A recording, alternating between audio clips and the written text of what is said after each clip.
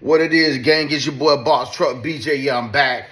Sorry that the initial video that I recorded got interrupted with a phone call from my dispatcher. He was offering, if you could understand the broken English, he was offering me a load from Jacksonville, Florida, which that's where I'm located at. This is my home base, to Decatur, Georgia.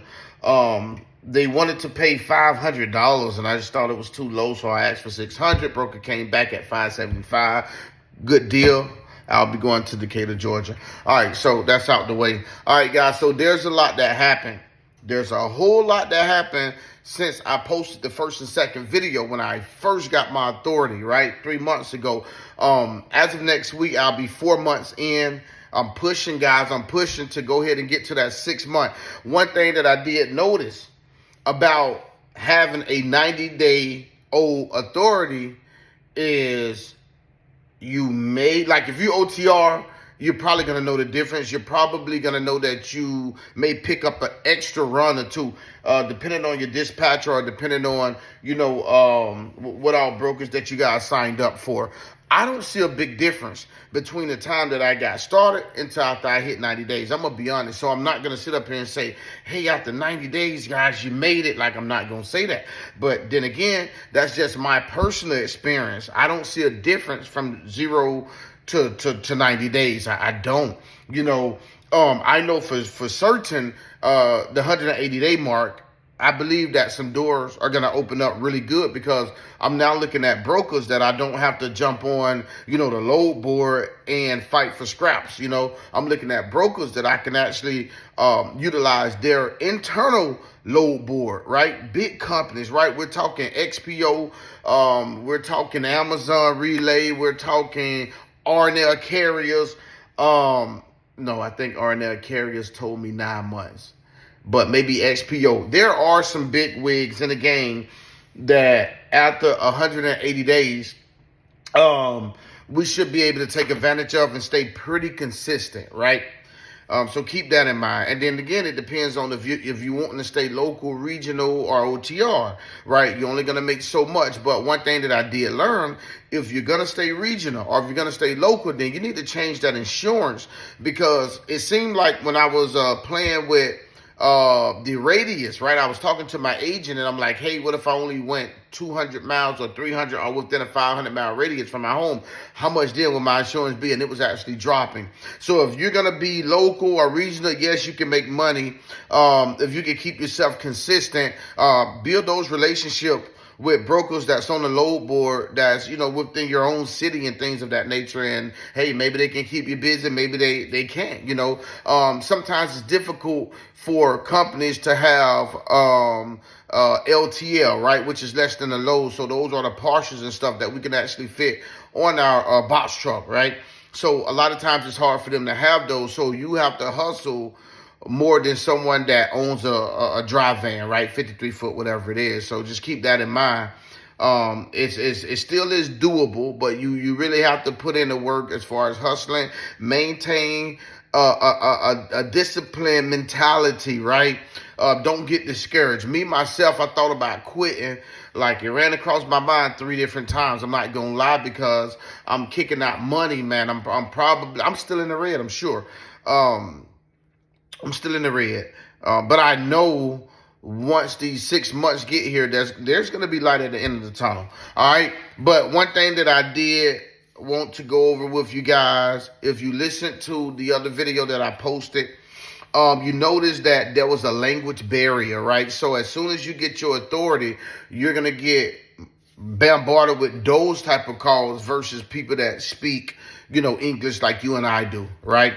So those people automatically send red flags to certain people because they're known for being scammers, and, they're over in Pakistan, or they could be in India. I don't know.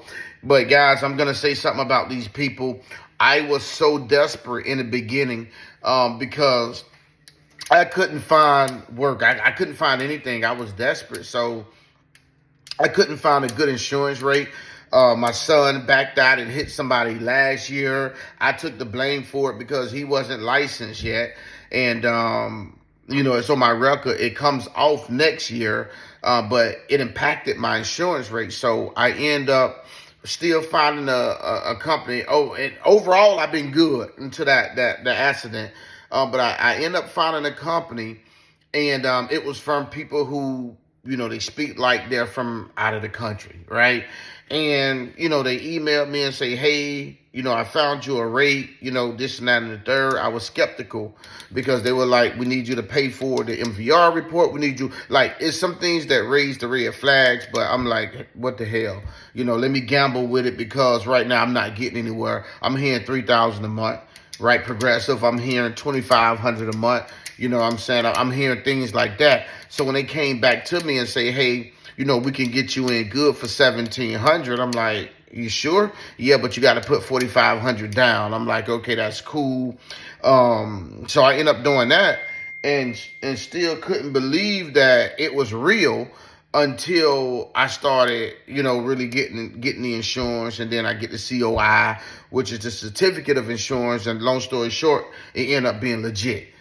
But what they didn't tell me, and what I failed to do, was actually read over the insurance information to find out what was all in it. And so what I'm going to tell you guys is, I found out later, once I signed up for the insurance and everything, I get a freaking package in the mail, right? It's a camera. So, I hit up my guy that's assigned to me with the insurance. He said, yeah, you got to have the camera installed. It was part of the insurance agreement. You never told me that. You never told me that I had to have a camera installed that's looking at me the whole time while I'm driving. So it's the camera, it's one that's looking on the outside, one that's looking at you. So I'm like, it feels like an invasion of privacy, right? So I wasn't really wanting to do it. But then I remember everybody else turned me down when it comes to insurance. So now I'm like, hey, I got to do what I got to do. I will be switching from them as soon as my coins get right and I get up out of the red, because I'm in the red when it comes to it. I'm going to switch. Like, I don't like that. Okay. So it did work out for me. Right. All right. So got my insurance. Everything is on board and everything. And, I'm trying to sign up for these brokers. And one thing that I noticed is that, the low rates, TQL, like, yeah, that's a joke. TQL, they're a joke. They really is a joke. And I did a lot of research on them and found out that they're not for, new people that have authorities. Matter of fact, they kicked me off, and I asked what's going on because I couldn't log in anymore. And they told me, we decided not to do business with your company anymore. And I'm so shocked, right? And the reason why I'm shocked is because I hired a dispatcher, one of the people that keep calling. You're going to get a million calls. And I say, well, hell, if I can take a gamble with the insurance with the people that, that sounds like they're out of the country, then I might as well take a gamble with, it being a dispatch. So, I did that. And then the dispatch person, was logging into RMIS. That's the system that you upload your documents. And a lot of the brokers utilize this system, and they can see your insurance and they can see your authority and whatever. They can see all the information on you.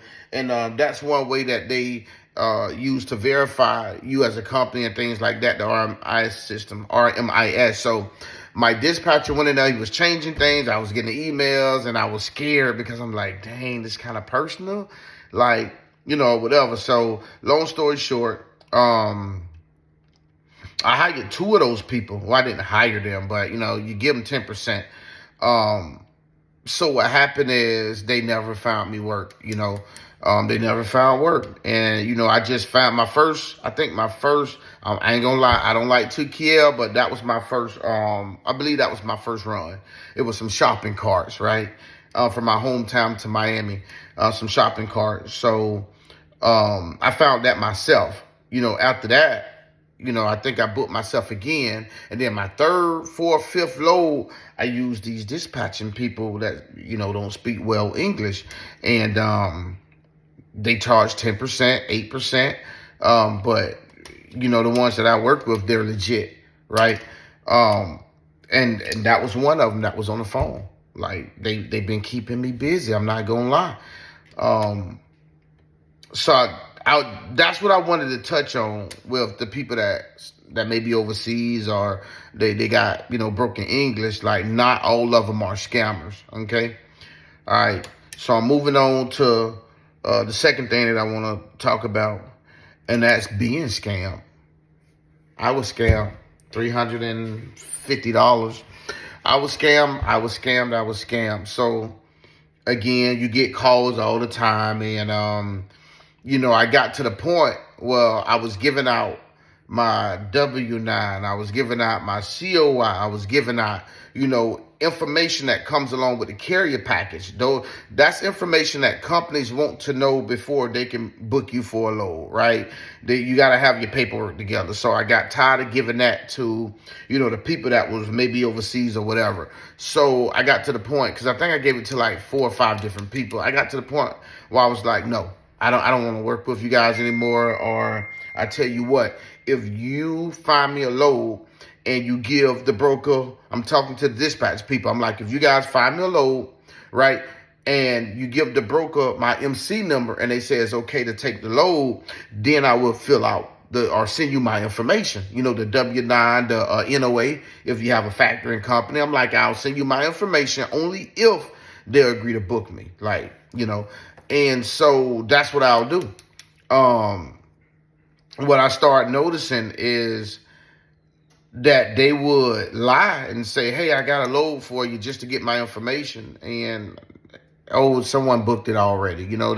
It's tough, y'all. But the reason I was scammed is because I got to the point where I was telling them, hey, I want dedicated work. And that was making a lot of them hang up the phone. Okay, well, you have a good day. We don't have nothing dedicated. I kept telling them, hey, if you can find me dedicated runs, then I'll do business with you. That's what I was telling those type of people. And I was getting them off the phone. That's the quickest way to get them off the phone. But it was one company or one scammer that hit me back, and they did it so smooth. They hit me back maybe a week later and say, hey, we actually found some dedicated work for you. Right? Should I save this for another video? I'm going to give it to you guys. So they say, hey, we found some dedicated work for you. Here's a run from Jacksonville to Tallahassee, right?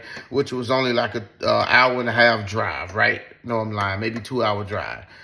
Hour and a half to 2-hour drive and back, right? And it was paying $600 there, $600 back, $1,200 a day.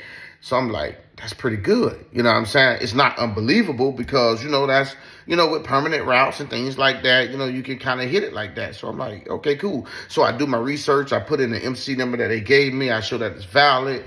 And then, I'm researching now like, hey, do brokers actually charge carriers deposits in order, to hold slots? And they was like, yeah, what I'm saying? I was getting a lot of, yeah, they can charge. So I'm like, okay, cool.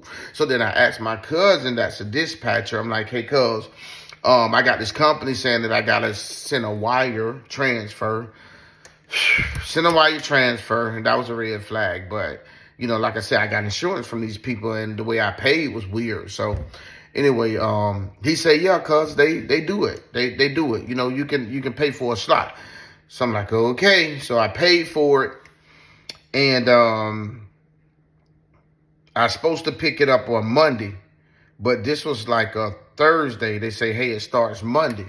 All right, so cool. So send them the money and everything. And then Saturday gets here. They send me a text message. Hey, we charge a $250 fee for, hooking you up with the run. So with the route, the dedicated lane. So there's like, do you have Cash App? You can. I'm like, wait a minute. My last dispatchers, they don't get paid till after I get paid, right? They find me to work, I get paid, then I send them the money, all in good faith, right? So I'm like, that created the biggest red flag. I'm like, hey, normally, I don't send money until after I get paid. I said, I'll tell you what, after I get loaded, then I will send you the payment, the $250. They tell me, oh, well, it's our policy on the weekend that we get the money. I say, now I know I'm scammed. How is your policy on the weekend to pick up some money? before I even get the load. So what I did was, since it was in Jacksonville, my hometown, I went to the company, talked to a lady. She say, "Sir, we don't even work with box trucks or straight trucks, and we only use our trucks. And anyway, if we do use a outsider every now and then, we don't load them on the weekend." So at that point, I knew I was scammed, you know. And I told them, I hit them back up, the scammers. I say, "Hey, y'all got me." You know what I'm saying? What do you mean, sir? "Hey, man, look, I'm here now." I sent them a picture. They was like, "Why are you there? You know, your run don't start till Monday." You know, even though Friday, they told me I can load up. "Hey, man, you can load up Saturday." They said they can load you early. I said, "Okay, cool," you know. But come to find out, that was a lie. They was just trying to get the 250 out me. You know what I'm saying? So then when I went there, they was like, "Oh, you're not supposed to be there, sir, till Monday." I'm like, "But you told me they can load me Saturday. You're not supposed to be there till Monday." That's what they told me. I said, I've been bamboozled, man. And couldn't get my money back. I called Chase. They didn't give me my money back. They told me that they wasn't going to give it back to me if it was going to be fraud anyway. So I took a gamble and I lost. So I was scammed. So the best thing that I can tell you guys is, don't pay for anything up front, right? Don't pay for nothing. Being that you guys are beginners, right? Maybe later on, if you start getting seasoned, and there is real companies that tell you, "Hey, you may have to pay a deposit for a slot." You know, if they're really big companies like your Amazons or something like that, which I don't think they'll ask for that, then that may be okay. But if you're just starting out, do not pay anything up front for services, you guys. I'm telling you, like, don't do it. So yeah, they scammed me, and then they told me, they say, "Oh, well, our fault. That's the wrong address. After you send a 250, I can give you the right address." Guys, I mean, it was it was crazy. But again, I took a risk because they helped me with my insurance. I have real insurance. They helped me with my third and fourth load, right? The guy that called me, you know, he was that, and he's official, right? So you know, just don't pay for anything, and don't discredit these people because they have broken English. You know, we got to do what we got to do starting out, man. That's all I can tell y'all. But have your money together for sure. This stuff will put you in a bind. So know this first. Know what I'm saying is true, because I don't want you guys to, you know, maybe run across $7,000 and think that's it. You know, then you spend 5 and 6 of it on insurance and everything, and then, you know, later you can't find a load. And if you bought a truck, you got a truck note, but you always gonna have that insurance. I rented a truck. You know what I'm saying? I rented a truck, and I'll tell y'all how that went in another video, because I'm 18 minutes in, and I'm gonna stop this video right here because I got 2 more things that I need to talk about that's very important. And if you made it this far, thank you for watching. I hope I didn't bore anyone. But I'm just sharing facts. I'm just sharing facts, guys. And I'm pretty intelligent, so I'm not easy to scam, right? I'm just going to put that out there. Like, I run another business, you know what I'm saying? I do a few different things. I'm not a person that you can actually scam, but you get desperate.